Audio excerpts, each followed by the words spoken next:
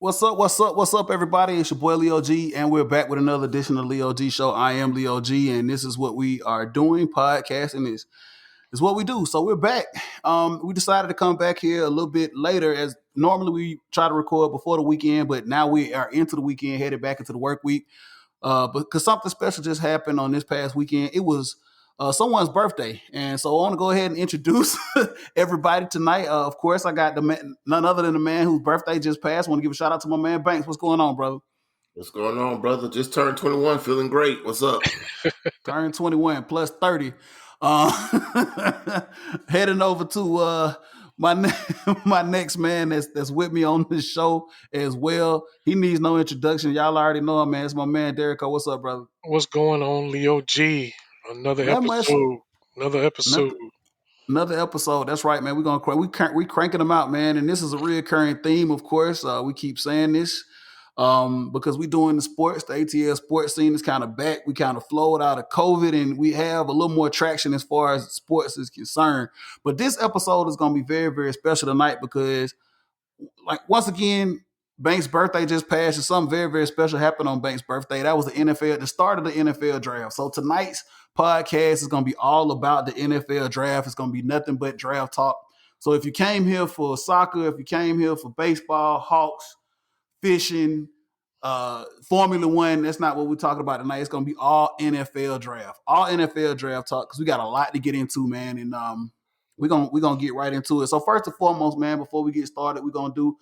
I don't even really think I got to go around the room and talk. Everybody got on their ATL gear. I got on my young ass Steve Barkowski jersey, as everybody can see, with the matching hat. Mitchell and Ness. Pass it over to Banks. He has on us. Banks, tell the people what you got on. Just got on the away jersey, Falcons. My personal name on the back. I don't feel like turning around. It says Banks on the back, and it's the away jersey with a common hat. Derrick, what you got? I went back since we drafted a tight end in the first round. I had to go back and represent number 83, Crump. So that's a Crumpler jersey. Who? Crumpler. Crumpler. Okay. You don't know who Crumpler is? You mean Algernon? Algernon Crumpler. I know who Algernon Crumpler is. I wanted you to tell everybody that's listening to the show who it is. Everybody don't know who Crump is. You talking about Crump? Oh. You know. Okay. You talking about a dance or something? Crump. Algernon Crumpler, man. Yes, one of the greatest tight ends in Falcons history out of North Carolina. Yes, Algie. I know who Algie Crumpler is. Come on, dog. Don't play me like that. Don't do that. Hey. It is what it is. So, hey guys, so let's get into it, man. Draft talk, man, because it's a lot to get into, man. And first and foremost, Cleveland hosted the draft this year. Banks' second favorite city, Cleveland, Ohio. Banks, it was in your second favorite city. How'd you feel about that? Well, I don't know about second favorite city, but no, wait. So hold on, real talk, man. What is your second favorite domestic city then, Banks? Well, it will probably be Chicago. It's my second favorite city. Okay. I want to say my first, but the what thing your is, favorite city is. Yeah, it's on my chest. So hold on. Let me kick it over to Derrick really quick. Derrick, what's your favorite domestic city, man? Outside of the obvious. Outside of the obvious, I like beaches, man. I like beaches. I like the water. So I'm gonna have to say Miami. Miami. Everybody wants to say Miami. That's what's up, man. So, you know. And what about you, Leo? It's a toss-up, man. I like Miami. Miami is cool, but it's probably a toss of 1A and 1B. I'm always a 1A, 1B guy, right? So 1A for me is probably going to be Miami. 1B is probably going to be the Bay Area.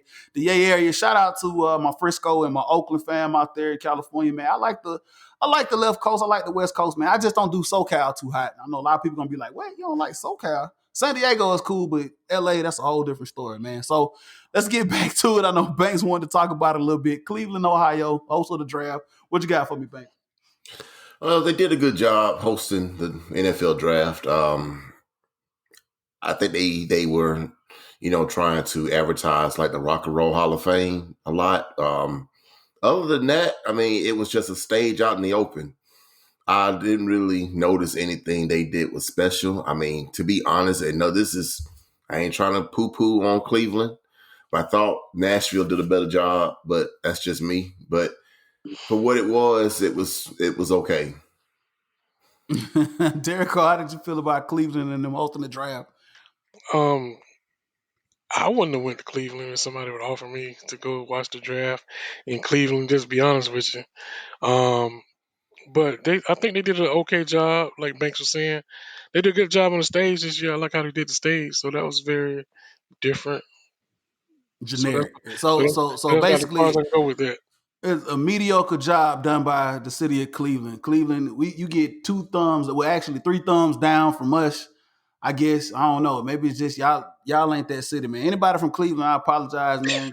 Hey, we were not impressed. But it's the draft. I don't know. Like Right, we were discussing it, man. I don't know when it'll ever head this way. I think they're doing like a Nashville had it, Chicago, Cleveland. I don't know who will have it next, but it's like some of the hotter cities. Of course, it was in New York forever.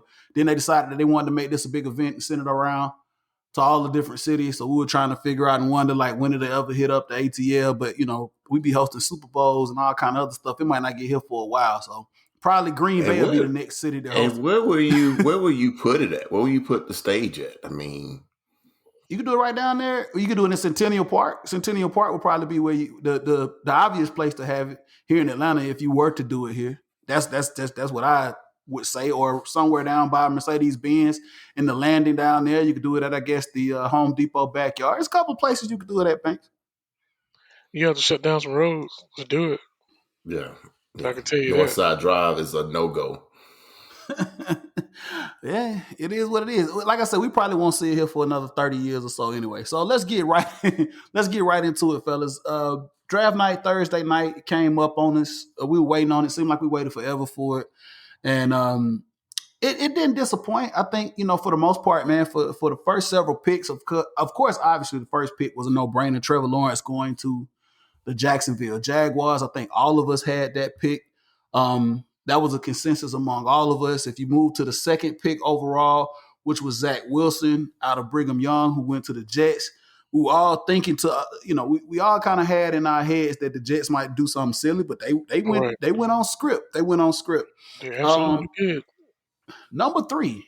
Number three was a pick that I felt was a little surprising and a little shocking, and we'll get into it here and talk about it. Trey Lance ends up going to the San Francisco 49ers at number three. San Francisco jumped up because they knew they wanted a quarterback. We weren't in agreement with who we thought San Francisco was going to take in previous podcasts. I know I was a little conflicted on who I thought they were going to take. Did you say? Derek, I'm gonna Did, go. did you say a little conflicted? I was a little conflicted. So when it gets to me, we'll talk about it here. But I'm gonna kick it over to you here first, Derico, because you and I both, I think, felt on the last podcast when we did our mock-ups that they weren't going to take Trey Lance. I think you and I both said that they were going to take Justin Fields. Right. So, Derico, I want you to tell me, how do you feel about San Francisco and going up to get Trey Lance at number three? Well, I can tell you the 100% thing that I had on my mind that it was 100% guaranteed that they was not going up to get Matt Jones. I can tell you that. I know we stress how we felt about that part of it. It's like there's no way that San Francisco's jumping up from 13, I believe, all the way up to number three and going to draft Matt Jones. So as far as the that part, I mean, it didn't surprise me. It surprised everybody else probably that kept saying Matt Jones, which was led by the Matt Jones, I guess, media crew, but it was out there. Banks, how did you feel about San Francisco and taking Trey Lance at number three? Were you a little bit surprised at that? Because I know, as we had been discussing the draft leading up to it, that we really weren't for sure what they were going to do. Like Derico just said, there were the rumors. Mac Jones, I don't know who threw that out there. That was just there, but Trey Lance ends up being their guy. How you feel about it? Well, I kind of, piggybacking on Derico's sentiments is that there's no way Matt Jones was going there at three. It was either going to be Justin Fields or Trey Lance. And I knew sitting there it wasn't going to be Matt Jones' name called. That's all I know. So good for Trey Lance. He got a good head coach, a good city, San Francisco, and he's his playing style fits that system. So good for him. Absolutely. Shout out to my man Trey Lance for going to San Francisco. So look, I'm gonna skip the number 4 pick because we need a little time to talk about the number 4 pick with our Atlanta Falcons. Going over to 5, you had Jamar Chase that was taken. I think I called that. I think that I saw the Bengals looking for a weapon, and what better way to give Joe Burrow a weapon than Jamar Chase, somebody he's very familiar with because they went to college together and won a national championship. Banks, how do you feel that worked out for the Bengals? Jamar Chase, Joe Burrow connection gives him another weapon up there in Cincinnati.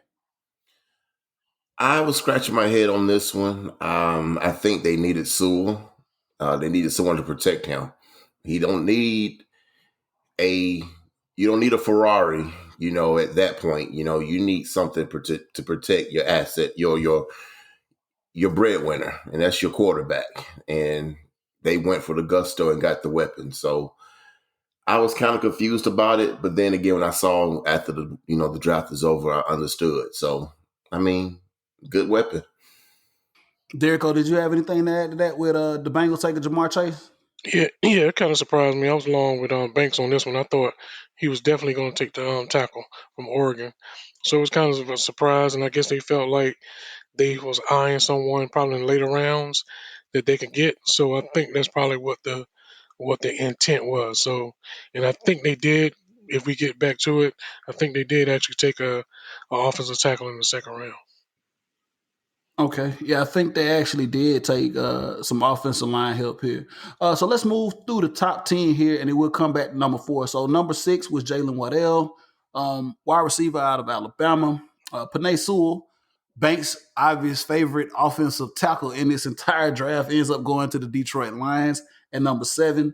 Number 8 was a very intriguing player. J.C. Horn, quarterback out of South Carolina, gets drafted by the Carolina Panthers, who's the son of former NFL player Joe Horn, which I thought was kind of cool. Joe Horn, former wide receiver for the New Orleans Aints and the Atlanta Falcons. Son gets drafted by the Carolina Panthers, so they keep it all in house. Right. That's crazy. This NFC South family there. Number 9, a little bit of a shake up here. Patrick Surtain goes to the Denver Broncos, one of those teams that we thought that could be in the market for a quarterback. Patrick Surtain obviously was projected as probably the number 1 cornerback. He actually goes after J.C. Horn. Banks, were you surprised that Denver didn't try to reach out and get a quarterback at this pick in the first round, or did that? Were you okay with that? Well, it was kind of surprising. You kind of assumed that Denver was going to go Fields here, especially when they had Drew Lock and they just picked up Teddy Bridgewater, and that just basically said that we're good with Bridgewater.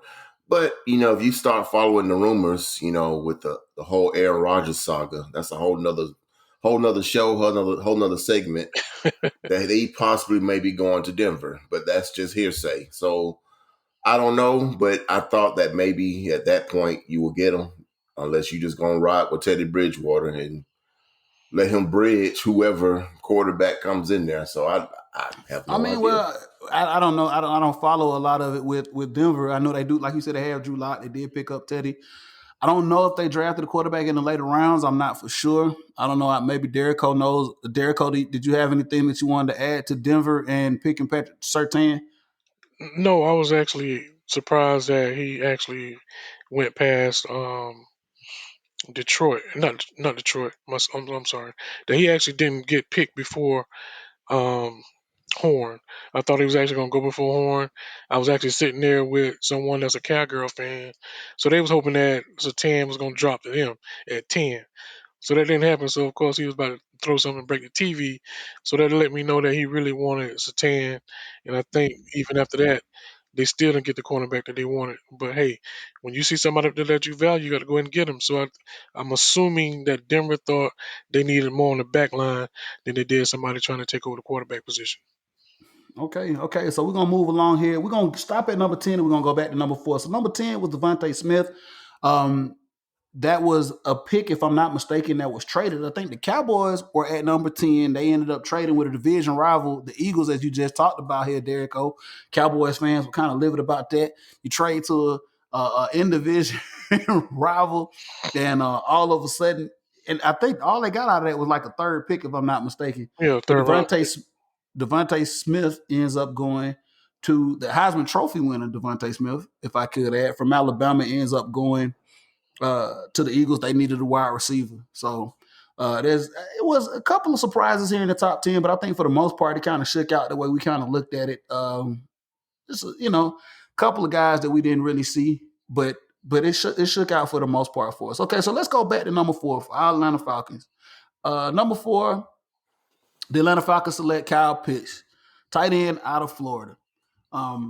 We talked about him on the last episode and what he is at the tight end position and how special this kid is coming out of the University of Florida. And we went around and we talked about what it would mean for him to get drafted by the Falcons. Now that he's here with the Falcons, I'm going to start with you first, Derico. How do you feel about this pick, and where do you see him fitting into the scheme of things off the rip here in Atlanta? Picking Kyle Pitts was like probably the easiest of the top 4. I'll say that besides Jacksonville, because if your quarterback wasn't there, there was no other player that you was going to pick. It don't appear that they were really serious about trading the draft pick, because several people offered, and from what I'm hearing and reading, they was asking for too much. So they telling me, unless you just gonna give this exorbitant amount of money to us in these draft picks, we staying at 4. So as far as him fitting the offense, I better believe that our production in the red zone better not be a problem this year. It can't be a problem this year when you got a 6'6" monster out there that's going to mismatch on any linebacker or safety and most cornerbacks. All right. Hey, so Banks, we were both out there at the draft party at Atlantic Station here in Atlanta. And when Kyle Pitts' name was announced, just walk us through how did you feel and where do you see Kyle Pitts fitting in here in the scheme of things here in Atlanta? Well, I was sitting back and I was just trying to take it all in just to see what the temperature is for the fan base, what would be the outcome if his name is called or not, and you heard it too, Leo. I mean, it was pretty much everyone was all on board with Kyle Pitts as what he can fit to this team. I, for one, preferred Trey Lance at that particular spot. But the sense that San Fran picked him up, then, I mean, we have Hayden Hurst already. Our head coach now loves 2 tight end sets. So it's a marriage made in heaven. Like Derico said, when we get in that red zone, should not be no Young Wei Koo lining up for a field goal. I'm sorry. If this is what we got him for, I need to see touchdowns from here on out. Well, I will say this much here, guys. I mean, we cannot connect. Obviously, under the last regime, we had some red zone woes, right? But we talked about this. We moved on from the last regime. We're into a new regime with Arthur Smith and his staff. So, yeah, I'm with you guys on having red zone weapons and being able to score in the red zone. It's tough to score in the red zone in the NFL, guys. A lot of people always say, there are a lot of teams that have problems scoring in the red zone. But, yeah, I get it. I agree. We shouldn't have any issues with this guy out there.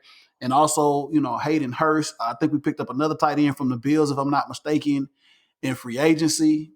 So yeah, he should be a very, very important weapon in the red zone. I think that Kyle Pitts was, like you said, Derico, the guy that was the obvious pick.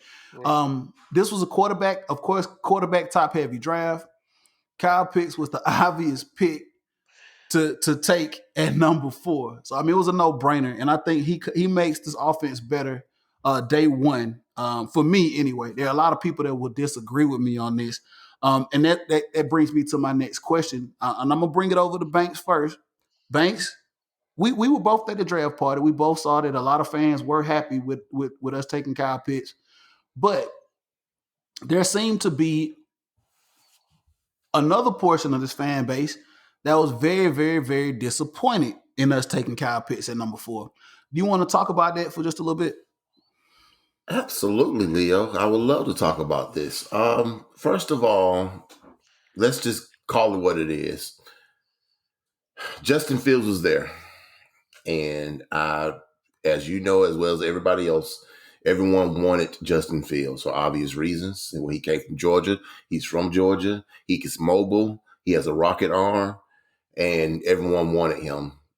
And no, you couldn't tell nobody else nothing else.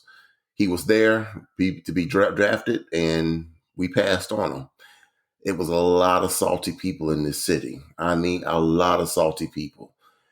And for people who are upset, don't understand why we did it, they won't ever want to understand it, because for me, it will upset me knowing that we have a quarterback we can't even use him for at least 2 to 3 years, and that is a waste to me. I don't want a quarterback on his rookie contract deal just sitting on the bench watching. And then there's a whole nother aspect is Matt Ryan has a bad series or interception or 3 and out, and then we're going to hear a bunch of put in fields all throughout the stadium. And I think that was something the front office didn't want. Let's just be All real right. with it. Okay. So, Okay. Derico, so I'm gonna pass it over to you here. There were mixed emotions about the number 4 pick, like Banks just said, and I was gonna get into it. But Justin Fields, of course, was there for the taking at number 4 at quarterback. The Falcons pick went in, and it was Kyle Pitts. A lot of upset people here in this city because the Falcons did not draft the hometown boy. Apparently, the Falcons owed it to Justin Fields to draft him. I guess I missed the memo because, from what I understand, the Falcons obviously owed it to Justin Fields to draft him for whatever reason. I guess maybe we can get into that just a little bit. Derico, how did you feel about the Falcons not picking Justin Fields and taking Kyle Pitts instead? Um, how this is how I felt. I was like, okay, they all in on Matt Ryan. That's what it is. I mean, if you felt that you were going to take a quarterback right there, that's somebody that could be the face of your franchise after Matt Ryan, then you're telling me that these next 2 to 3 years that you went all in and hit your wagon to Matt Ryan, and as Bank was talking about earlier, if that's the case, then you don't want nobody that can threaten your starting quarterback and have I guess, an issue like they got over there in Green Bay right now. Okay, well, yeah, Green Bay that's a whole that's a crazy scenario. And of course, Banks now is itching at the bit to get back into Banks. What you got for us, man? listen, Justin Fields played at Georgia. Okay, he opted to go there himself. We didn't call him. He wanted to go there. He thought he could beat out Fromm. He didn't beat out Fromm.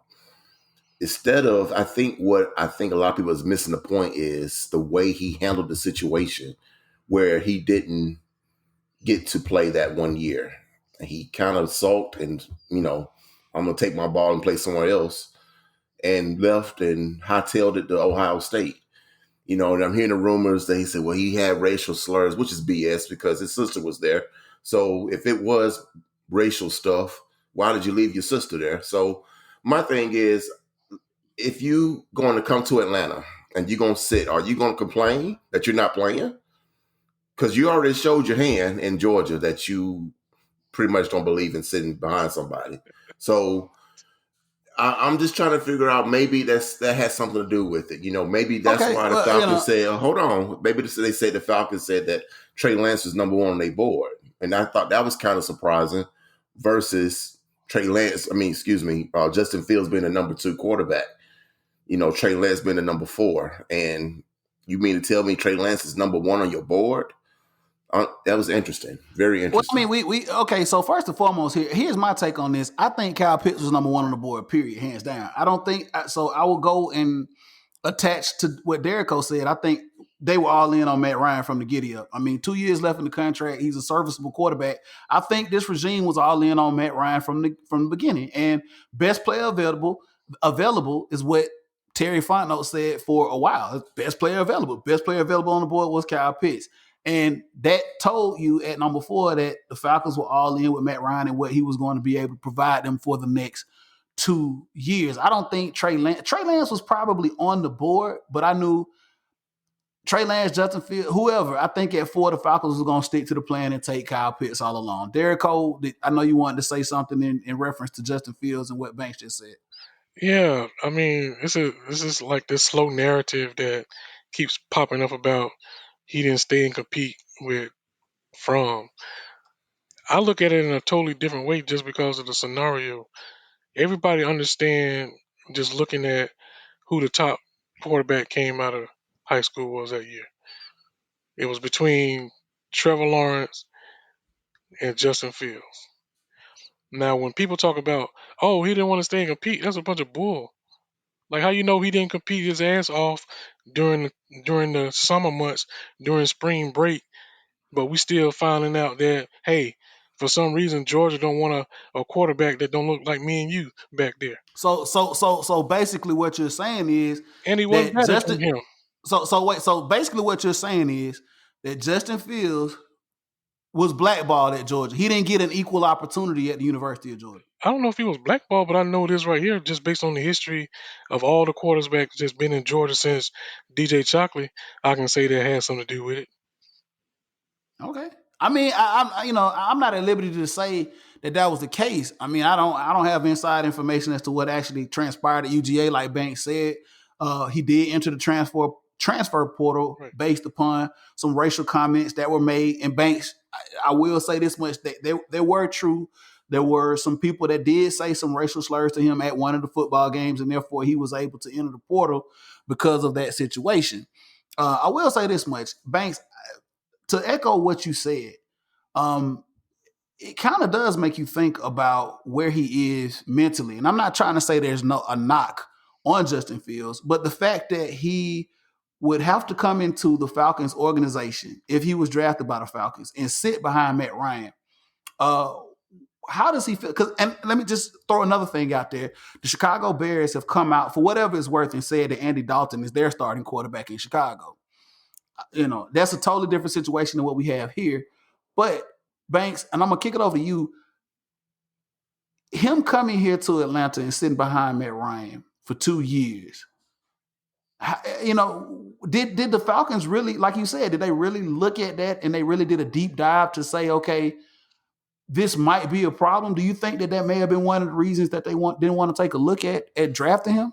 Listen, it could have been a lot of reasons. I mean, Justin Fields is more NFL ready than Trey Lance. We can agree on that, correct? Coming into the draft.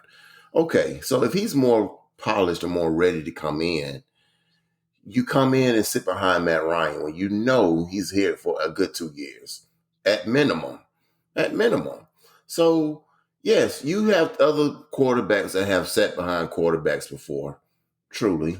I haven't seen anyone that went and stayed behind a quarterback for 2+ years. I could be wrong. Has anyone been sitting behind a quarterback for 2+ years, I think waiting Aaron their Rodgers turn? did it. I think Aaron Rodgers did Was it. it what, 3 years or something like that? Okay, that was just an isolated event. But I think when you have a 4th round pick, I don't think Aaron Rodgers was 4th round. I think he was drafted at 20 or something like that. You're talking about a top 5 pick. A top 5 pick needs to be starting. I'm sorry. He needs to be on the field day one, not sitting behind anybody for no 2 years, because at that point, then it's like you had no value out of that. I mean, I don't know. I could be wrong. I could be totally wrong. But I feel some kind of way when you picking that high on a quarterback and he's not playing, Yeah. and you have a quarterback I in Matt Ryan who's still getting paid out the wazoo, and you're definitely not going to bench him because he's getting paid too much. yeah. So what do? I mean, you just don't draft him. And obviously, you made a good point here, Banks. 1, 2, and 3 have the potential of all starting. We know day one, Trevor Lawrence is starting. That's no secret. Zach Wilson is probably going to start day one with the Jets. I don't know how I actually feel about rookie quarterbacks coming in and starting. I'll get on that in just a second. Trey Lance, we don't know what they're going to do out there in San Francisco with Jimmy G. Only time will tell. Derek, I guess I'll kick this question over here to you. Rookie quarterbacks coming in. I mean, we can tie a lot to rookie quarterbacks coming in and how they have fared over the years, because there have been a lot of rookie quarterbacks with high expectations that hadn't done very, very well. Where do you feel the expectation levels are in this year's draft class, especially the top three with Zach Wilson, Trevor Lawrence, and Trey Lance specifically. And we'll talk about Justin Fields here in just a minute, but I want to talk about those three guys because they have the potential of starting day one. Are the expectations very, very high on these guys? Probably two of the four. Um, Actually, if you want to say it like that, I'll say two of the five. I mean, as much as we think Matt Jones is going to start for New England right away, that's probably not going to happen. I'm not saying that he won't come in. The same with Justin Fields. I don't think he's going to start the year off starting on the center. The only people I think that they're going to really trot out there is going to be Lance. It's not Lance. It's going to be Trevor Lawrence and your boy and the Jets. Those are the two people I think that's really going to be put out there in that fire to see what they got. Okay. And I think that's been kind of the trend lately that you may have some of the starting first round quarterbacks that do start right away, then you have a portion that don't. So it's just I guess it's just the maturity level or how comfortable the OC and the head coach is and the organization is with that particular quarterback starting. Okay, with that being said, we'll talk a little bit about Justin Fields here, and I want to talk a little bit about the Falcons fan base as well. So Justin Fields goes outside of the top 10. He goes to number 11 to the Chicago Bears, and if I'm not mistaken, the Chicago Bears traded up to get him. I'm not don't quote me on that. Somebody might want to check that out to let me know, but I think the Chicago Bears did go up a couple of spots to get Justin Fields. They They did. just drafted a quarterback in the first round a couple of years ago in Mitchell Trubisky. But obviously that saga is over there in Chicago. They signed Andy Dalton, and now they bring in Justin Fields. Banks, like you just said, probably the second best, or if not the first best NFL ready quarterback to come in. He slides all the way to 11. I know we talked about a few things that got him down to 11, but what do you think specifically? What do you think specifically? And I'm not talking about rumors and hearsay, but just him as a quarterback, his attributes, and just the things about him specifically. Why did he slide to number 11 and wasn't selected as one of those in the top five spot? What made him slide down there, Banks? At first I thought I had an idea, but I really don't know, Leo. Man, it's a common thing where when the college football season ended, you had Trevor Lawrence and Justin Fields 1 and 2. They were married together. Everyone knew that, and everyone had no objection. No one had no objections to it. Well, I'm saying that they've been married together for quite some time. Not even from college. This goes back to high school. But go ahead. Absolutely. You know what I mean? Lawrence went to Cartersville and Justin went to Hiram. So yeah, they were married together. But again, that whole time going through that college football season, no one objected and said, "Oh, well, what about Mac Jones? Or what about Zach Wilson? Or what about who Trey Lance?" No one know who Trey Lance was until the start of pro days. At North Dakota State. It's so funny how people were talking about how good Trey Lance was. I'm like, you didn't know who he was during the football season. Did you watch North Dakota State?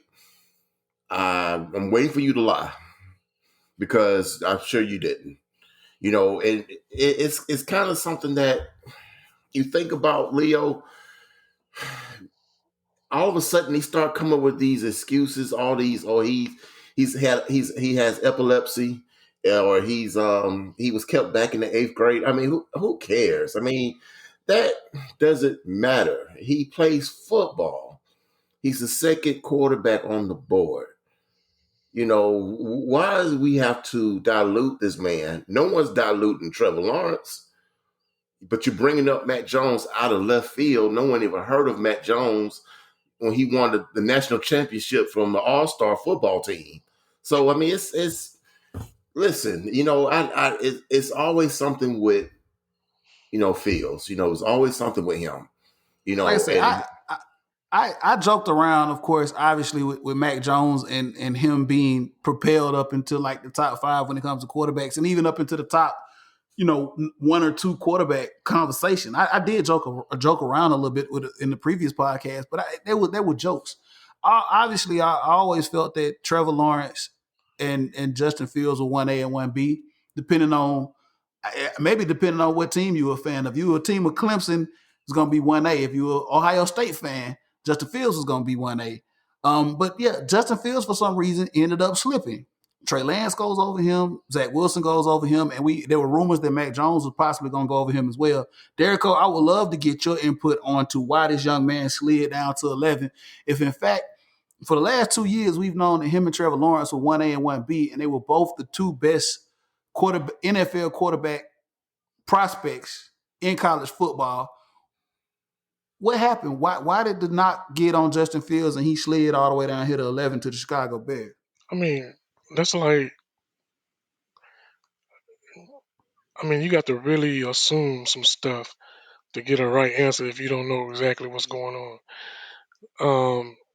To me, it's just a different portrayal from, I guess you would say, media folks, as far as I don't know what happened because I didn't hear anything, I didn't read anything prior to him starting to so-called slip, and Wilson started to wow everybody in the NFL circles. So I don't know what it was, but it was just strange and odd. And then 2 days before the draft, the whole epilepsy thing come out. Like, where did that come from? Like, really? Like, this is what we're doing? I don't know. I'm just like you guys. I'm kind of baffled. I find it strange. I would like to get to the bottom of it and actually find. The only way you could kind of do that is you would actually have to look at all the teams and look at their scouting books to see like where it was or what the consensus was. Because like I said, I feel like the young man should have went possibly two, but maybe he didn't fit the narrative with the Jets. Maybe for some strange reason they just didn't feel like he was the face of their franchise for whatever reason. I don't know. I don't know what the difference between Trey Lance and Justin Fields was as far as the reason that the San Francisco 49ers took him. We discussed in detail as to why the Atlanta Falcons did not take Justin Fields, unfortunately. I mean, it would have been a great pick if they had, but there were just too many things involved, too many variables involved for them to draft Justin Fields. I would have loved to see Justin Fields. I want to go on record as saying I would have loved to see Justin Fields here in Atlanta in the Falcons uniform. But because of everything going on here with this franchise, man, it was too hard to bring him in. For like what you said, Banks, the quarterback situation with Matt Ryan, him being here and him having to sit, like you said there, Cole, just the value of the pick and having Kyle Pitts there and knowing that he was the obvious best player available. It was just too many variables around there. Banks, what you got? And not to mention, like I said, to bring that back up, it would have been just too toxic for this fan base to sit there in the dome on Sundays to watch Matt Ryan have a subpar day and Justin Fields sitting on the bench and just not just sitting there twirling his thumbs. It would have been very toxic. It would have been very divided to watch a quarterback, a rookie, sit behind a veteran who's probably the best franchise quarterback Falcons ever had. I mean, that's just not even a question about it. But Okay. what do you do at that point? You know, you have a fan base that's for Matt Ryan. You got a fan base that's against Matt Ryan.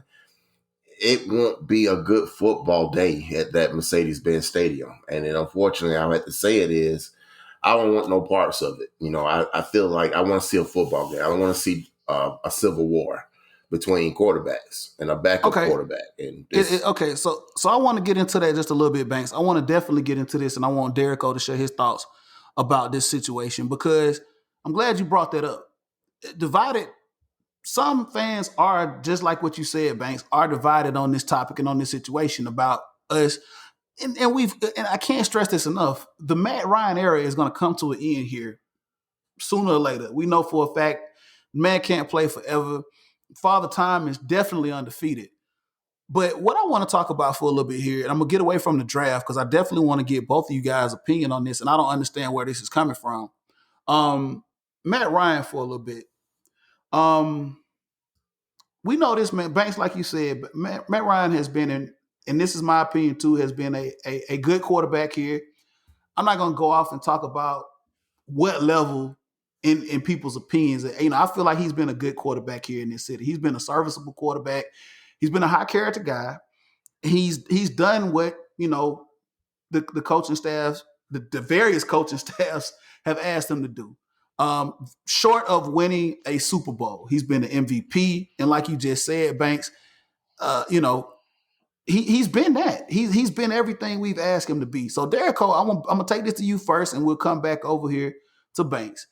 There is a portion of this fan base. I don't even know if you really want to call them in the fan base. Let's just talk about some people in this city. But there's a narrative going around that just there's a lot of hate with Matt Ryan. There are a lot of people on social media. There are a lot of people that have talked about, even in some of the circles that I'm in, and I know Banks could allude to those as well, as to people having a genuine hate for Matt Ryan and a lot of venom being spewed at Matt Ryan and on his name. Do you have anything that would so basically what I want to know is why would people do that? Why is there such a hatred for this man? Like, did I miss something? Did he do something that was just egregious to this city and to this fan base for them to really just have this much hate? So why is all the hate towards Matt Ryan? You said, did you miss something? Were you alive 2008? Hold on, Derek. Hold on, Banks. I was kicking it over to Derek here to answer. Hey, I'm gonna get you. no, let him go. Let him go ahead and grab this. Okay. Yeah. Well, Banks, if you want to go ahead and take that, then yeah, I asked you the same question that I was just giving to Derek. I was gonna give it to you second. But so where is all of the hate coming from with Matt Ryan? Where were you 2008, Leo? What were you doing? What was going on that particular year? What was going on in 2008? Enlighten me, man. My memory isn't as good as it used to be. Go ahead and set this up. Let me go ahead and set up your timeline. Back in 2006, we had Michael Vick here in Atlanta going through those dog fighting charges. It was probably a big black guy to this franchise. 2007, he went to jail. We had some sucker named Joey Harrington and Byron Leftwich trying to attempt to be called a quarterback here. We had a sucker head coach who just left it like a thief in the night and just left our franchise high and dry. So 2008, we had a brand new head coach, a brand new GM, and they got a brand new quarterback. At that moment, at that time, we had a fan base that was still in love with Michael Vick, who still wanted him to come back. Instead, we got Matt Ryan. And it started then where everyone was like, we had, the great white hype. And from that, it was pretty much what it was. They don't like him because he's not Michael Vick. He's got big shoes to fill. He ain't going to be exciting like Mike Vick. Of course he's not exciting like Mike Vick. He don't scramble. He don't throw a 70-yard pass just flat-footed on the flick of his wrist. I mean, it's a whole nother style of quarterbacking from Matt Ryan, from Michael Vick. And ever since that contrast, the fan base has really kind of, had Matt Ryan on a short leash to the point where we don't want you here. You don't fit the Atlanta mold. You don't fit what we enjoy. Michael Vick was the reason why I became a fan, and it's like, okay, you say that out loud. You became a fan only because Michael Vick was here. Gotcha. So, he has never had a fair shake in this city. Ever since he went through his MVP season, he has gave us our first back-to-back winning season. No one cares about that because, he has thrown that one little interception, last week, Okay. Hold on, Leo. All Can right. I say something before you move on? It has gone to something about the fan base, being divided and being so fickle. I have a letter that I sent you to. I don't know if you guys read it. And it came from a random Falcon fan right after the draft. Do you remember the letter that I sent you? No, remind me here. Okay, well, let me go ahead. let me go ahead and read it right fast. It says, "It's been a pleasure being a Falcon fan, but after all I have taken over with my family, I have talked over my family, with my friends, I have decided that I turn in my resignations letter and resign from being a Falcon fan effective immediately. From the loss of the Super Bowl and the L we just took for not drafting Justin Fields. My heart cannot take it, and therefore I will find another NFL team this upcoming season. Thank you for the memories that I would not miss. Much love. Sincerely, a former Falcon fan. Okay, So okay. it took one man that didn't come to basically put you over the edge. One man did not show up, did not fulfill your draft fantasies, and all of a sudden that did it. You're no longer a fan. So I just feel that people like that, you were never a fan from the get-go. And I hope you are seeing this video, and I read your, I'm not gonna call your name, but yeah, I hope you do realize I'm talking about you. I mean, no one's gonna miss you. I mean, no one cares. I mean, Falcons don't care. I mean, just wanted to put that out there. Banks telling us how he really feel tonight. So Derek Cole, man, I'm gonna take it over to you, man. Yeah, it's a lot. It's a lot to digest. It's a lot to digest. So Derek Cole, give me your take on why, basically, in a nutshell, why Matt Ryan has never been accepted by a lot of people in his fan base. Because you know for a fact there are a lot of people in his fan base that have just never accepted him, and the hate is real. It's real. It's real. It's not a secret. It's there. I mean, but y'all make it sound like it's a majority of the fans that Atlanta. I didn't say that. I didn't say majority of the fans, Derek Cole. I said y'all make it some. sound like Well, you can a lot. I mean, a lot. But perceive it. Okay, well, you can perceive it however you want to perceive it. right. So But there's no question. There's no question that there is a percentage. You can say a small percent. We can say a small percentage. Right. If you want, if you're comfortable with saying a small percentage, we can say small percentage. But I there are those people there. I just don't want But nobody. don't pretend like it's not there, Derek. I don't want nobody It's thinking there. that. I don't want nobody thinking like that's a majority of how fans of Atlanta Falcons think. I mean, that's just not. It's not majority. It's not majority, but it's a good portion of the fan base. There's a large content. Yeah. So let me. Well, go ahead, Derek. Let him have his. Let him have his due. Go ahead. Thank Go ahead. you. And answer the question. Thank you very kindly. I mean, yeah, there is a portion of fans that have a problem with Matt Ryan, probably because of the Mike Vick situation, like Banks alluded to. There are probably a portion of the fans that have a problem with Matt Ryan because Matt Ryan has been here 13 plus years and hadn't gotten us over the hump. There may be a percentage of fans that don't like Matt Ryan because they feel like his arm ain't strong as they think it should be. There could be a portion of fans that may think they don't like Matt Ryan because he throw interceptions at the inopportune times, especially during big games. It could be a plethora of reasons why people don't like Matt Ryan for some reason or another. There's a lot of folks that do like Matt Ryan. So it's like a give and take of what's the reason for it. Okay, that could be like me saying, okay, so if you like Matt Ryan, why do you like Matt Ryan? That's your opinion. And I think you can't knock somebody's opinion because they feel like they've ridden through whatever they've been through with this team, ride or die. You don't know how long that dude was a Falcon fan. You don't know how long his heart got broken up with. Even you said it yourself, Bank. You couldn't really get into it for a whole year after the Super Bowl. So I'm like, it affect people different ways. Okay, hold on. Okay, hold on. This is going a little. We'll get us a few more minutes here. But Banks, I'm gonna get to you in just a second. I want to kind of piggyback on what Derek just said. You're absolutely right, Derek. I totally agree with what you're saying and why a lot of people say what they say. But the thing is, when you talk about Matt Ryan, and a lot of people, how can I put this? They look at Matt Ryan as like he's never done anything with this organization or done anything positive. You would think that Matt Ryan had losing seasons his whole entire NFL career here. He hasn't done a lot. It's crazy to think that some people don't even recognize his accomplishments and achievements, and it's like he's only measured by what he hasn't done or had don't have a a ring. That's it. The only thing that's missing on Matt Ryan's resume is a ring. And that's where it is, and that's how a lot of people look at it. Banks, I'm gonna kick it over here to you because I know you're itching to say something else. So go ahead. Derek, I'm gonna get back to you. Leo, there's no one in our franchise that has a Super Bowl. Not one quarterback. No one. Not even Steve Barkov. No one. So why are we putting this measure of, oh, we don't have a Super Bowl because of him? Well, no, you don't say. Oh my gosh, you really? Really? I had no idea.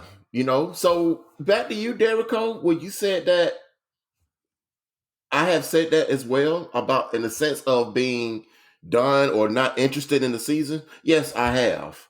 But not one time have I ever said that I'm going to be completely looking for another team.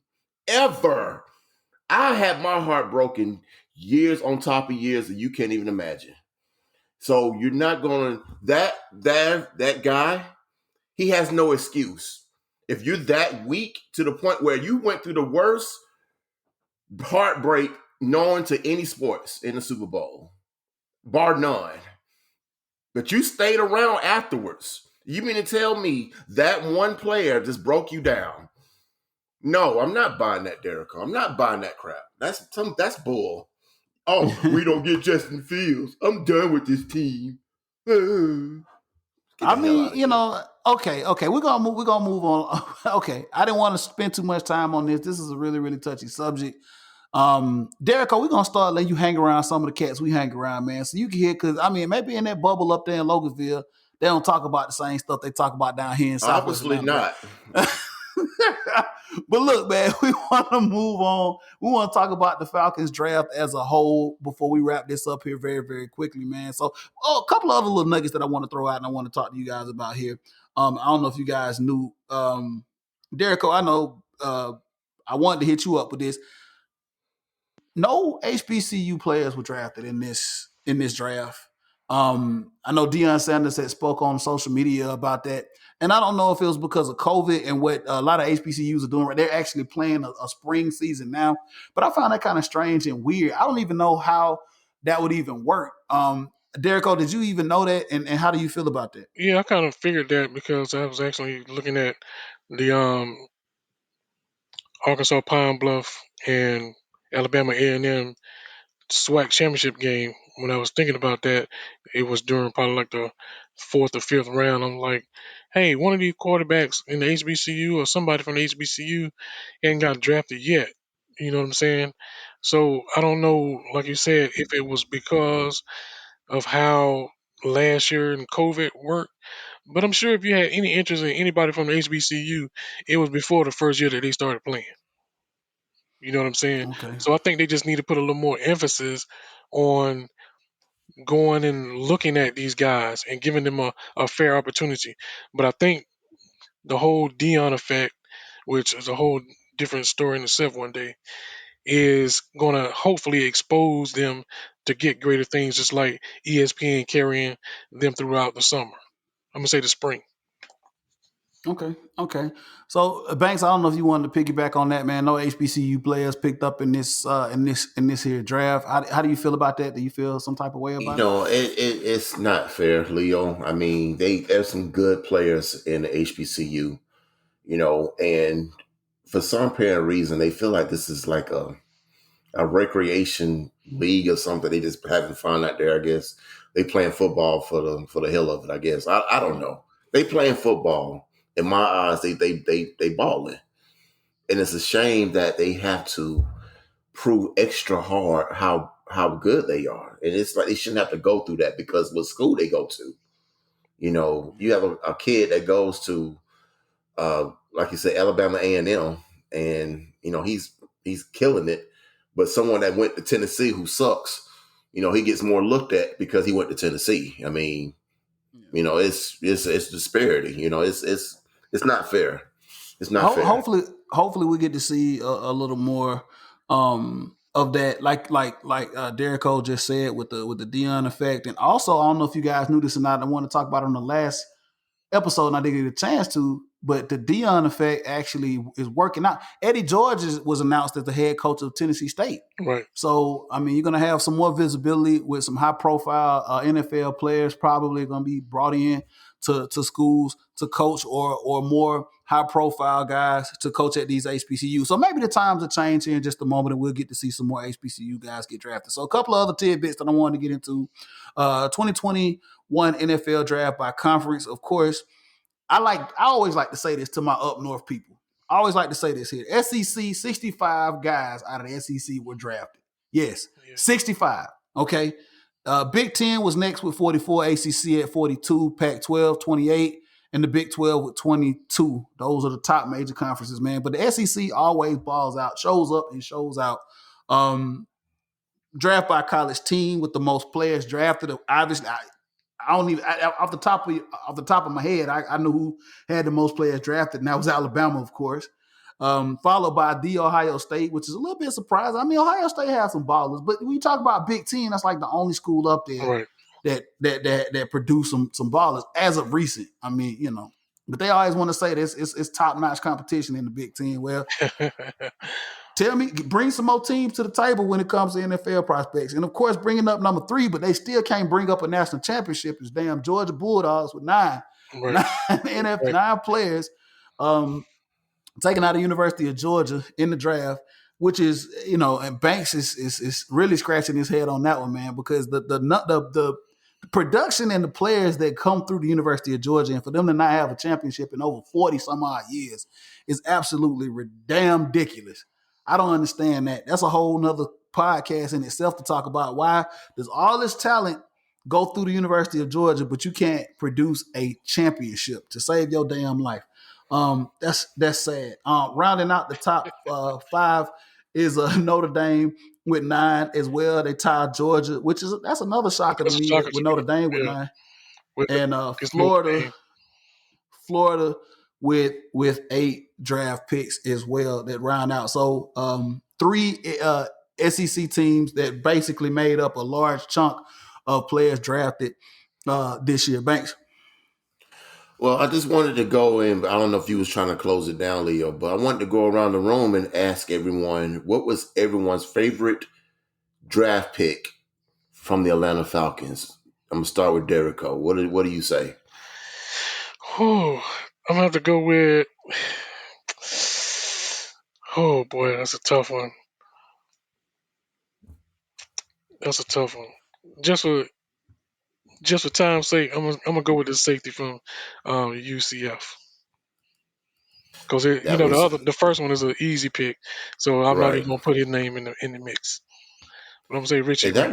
that was really an easy pick for Kyle Pitts. I should have said anybody but Kyle Yeah, Pitts because yeah. everyone's labeled him the unicorn. And Leo, I wanted you to kind of stay on that the draft class a little longer because I had something to say about drafting Kyle Pitts to the point where I feel like he's getting all these accolades so early in his early career, and he's labeled the greatest ever. They already putting a gold jacket on him.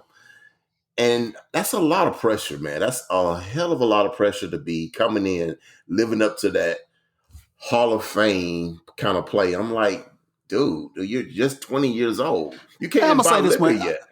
I'm gonna say this much, Banks. I'm gonna say the reasoning why, and I had to look at a lot of highlights and I had to look at a lot of film on Kyle Pitts, and I don't know if Derico was able to look at what I looked at, but let me tell you something, Banks. Just from a standpoint of just crisp, fundamentally sound.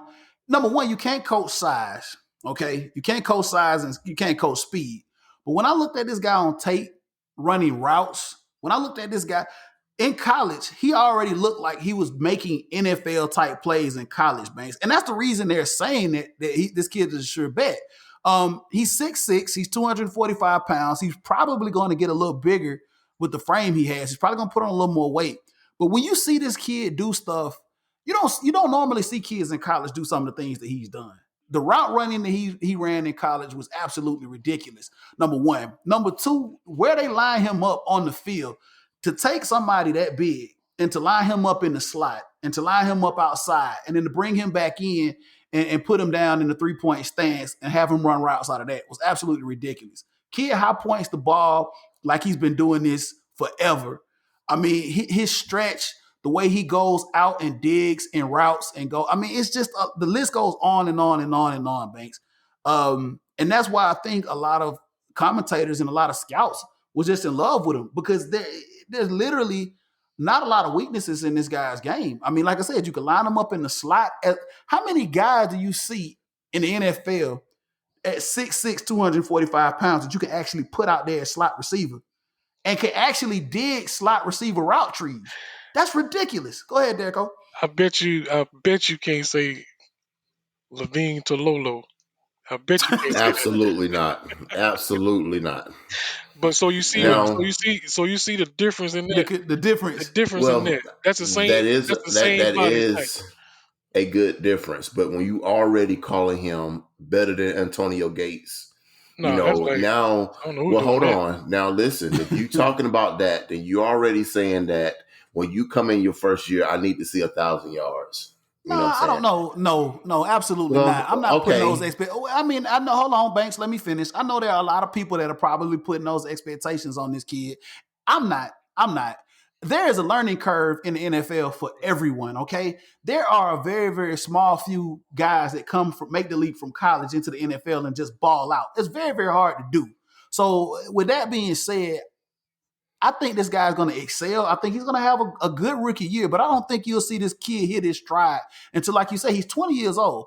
You know, I say this all the time and I joke about it. You don't even get grown man strengths until you're about 23, 24 years old. Right. So the dude has a lot of room to grow, and he could actually still physically grow height wise, and they'll probably put some more body mass on him. So there's a lot of upside to this guy. He has a lot of already physical attributes that are a plus, and he can also do a lot of things on the field that you can't really ask of guys his size. So I think that's where you're seeing a lot of these expectations coming from.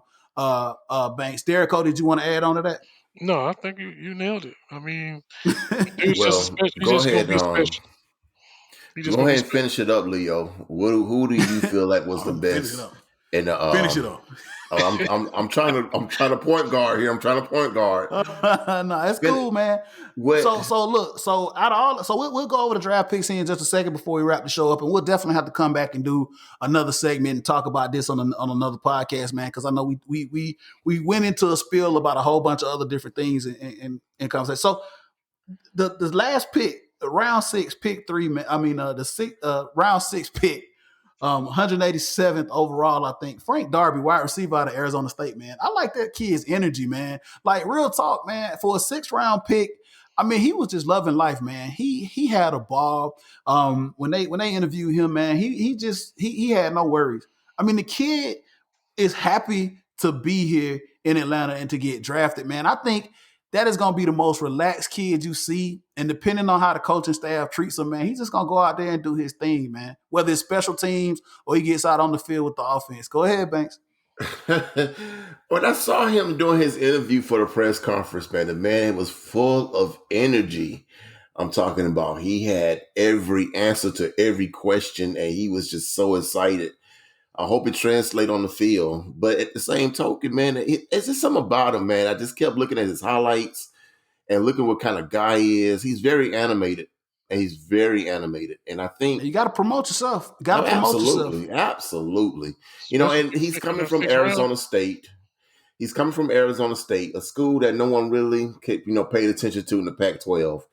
But I will say this: when he was there, he balled, and when he was wondering where he would get drafted at. They was telling this man that he was going to be undrafted, and all of a sudden he was picked at 6th round. So this man was already coming in like, you know what? I know I'm better than this. I know I'm better than this. So I like that energy from him. I really do. And that was kind of like the one that kind of stood out to me, uh, interview wise. All the rest of them was kind of like, you know, they basically telling you what you want to hear. But I think Darby was really to So himself, and he was like, "Yeah, this is me." all right, so cool. We're gonna wrap this up here, man. I'm gonna go through the draft picks here. All of the Falcons draft picks really, really quickly, and I'm gonna get you guys grades before we head out. And Banks will definitely come back. I know you have a lot more to say about this draft class and a lot more to talk about with this team. And so we'll definitely revisit this. But so let's go through the draft picks.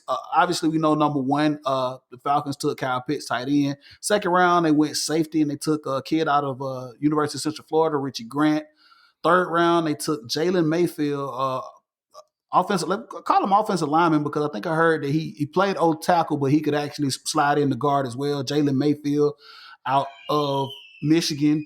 Round 4, Darren Hall, cornerback out of San Diego State. And also in round 4, we picked Drew Dahlman, who's an offensive lineman.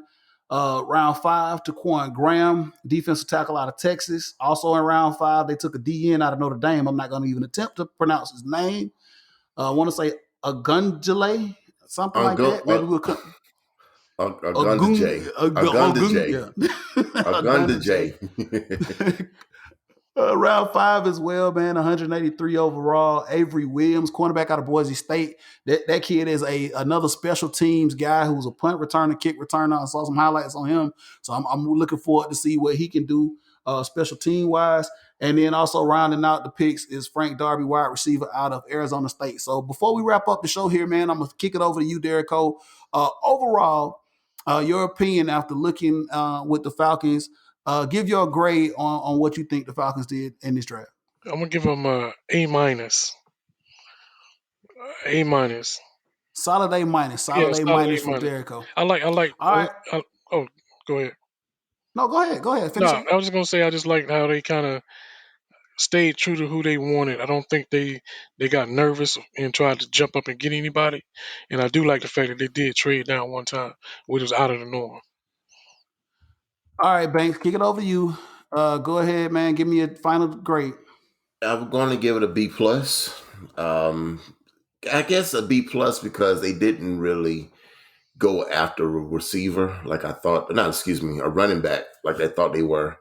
I wasn't really hoping that we would go with Davis as our starting running back, but I trust in them. I think they know more than me. But to that, I will say my favorite pick was Jalen Mayfield.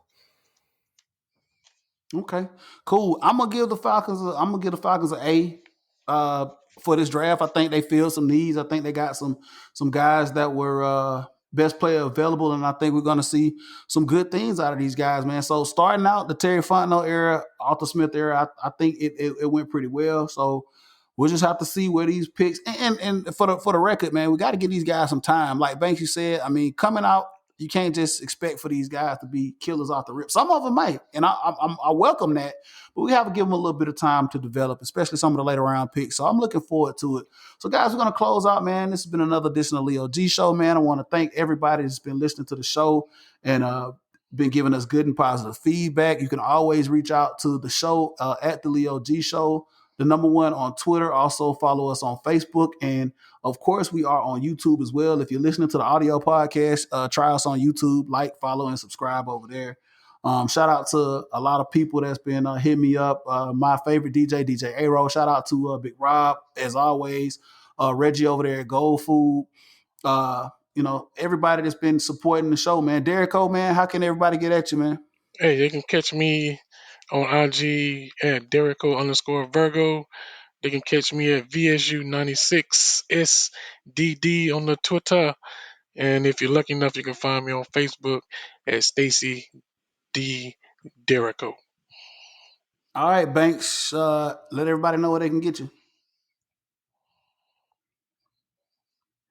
Take it off of mute. Take it off of mute. Sorry about that, guys.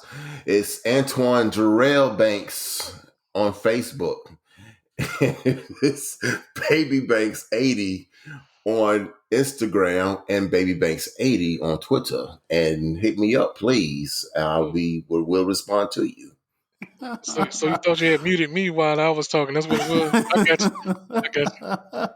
It's all good, man. It's all good. Man, I got to go up here and check on my son, man. I don't know what happened with that. I don't know if that's even going to make it into the podcast, but that was crazy. So I got to definitely go up here and see what's going on with that. This has been another edition of the Leo G Show, man. We're going to be out, y'all.